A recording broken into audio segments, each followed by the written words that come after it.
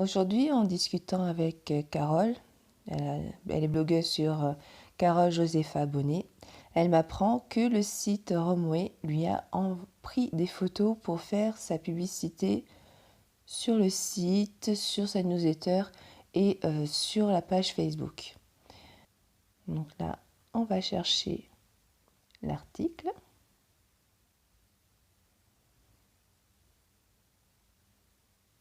Il y a toujours de super belles photos sur son blog.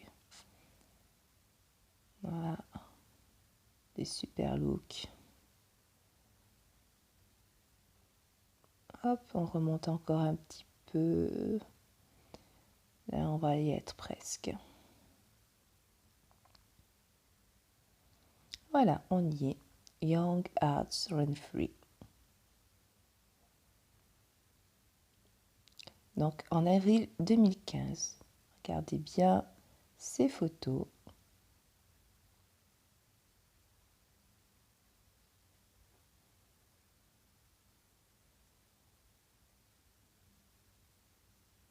Elles ont été prises par un des photographes de La Rochelle, Jean-Charles Couty.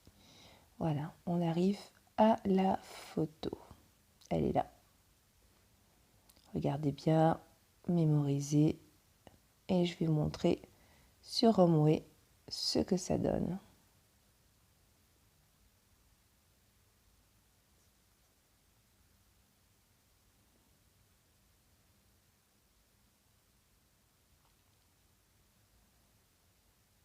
On est sur le slide. Attention, et là, tadam, Josepha. Donc on pourrait penser que quand on reconnaît une blogueuse, que c'est un partenariat, un accord avec la marque. Et en fait, non, pas du tout. Ce n'est pas du tout convenu. La preuve sur Facebook. On est sur le site de Romwe. Voilà, 2 septembre, 9h47. Donc pour faire une pub commerciale, ils ont pris sa photo sans son accord. Voilà. Carole, I'm really angry to see you using my photo without my authorization and without credits. Really angry. Do something. The law is not on your side. Donc en effet, il y a 2 violations au niveau du droit à l'image pour Josepha, qui n'a pas du tout autorisé de figurer sur ce site, mais aussi pour les droits d'auteur du photographe. Sauf que le site n'est pas situé en France ni même en Europe, ce qui va rendre les choses sûrement plus compliquées pour faire valoir ses droits. Donc je vous invite à partager au maximum l'information, cet article, pour essayer d'aider Carole à au moins récupérer sa photo et montrer qu'elle est dans son beau droit.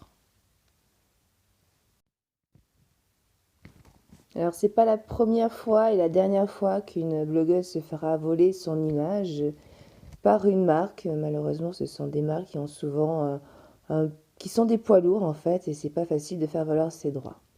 Ça a été le cas pour Betty, le blog de Betty en 2010. Elle a eu Zara qui s'est inspirée entre guillemets, hein, d'une des photos de son blog pour faire une illustration de t-shirt, comme on voit. Et voilà.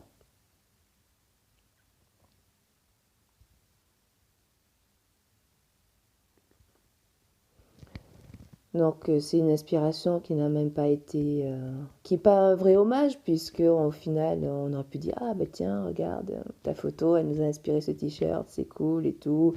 Regardez, on a Betty, c'est notre t-shirt. Voilà, ça a été la reproduction de son image.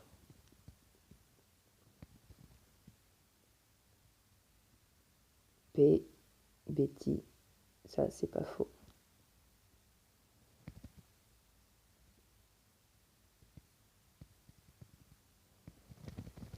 Voilà, c'était un des cas.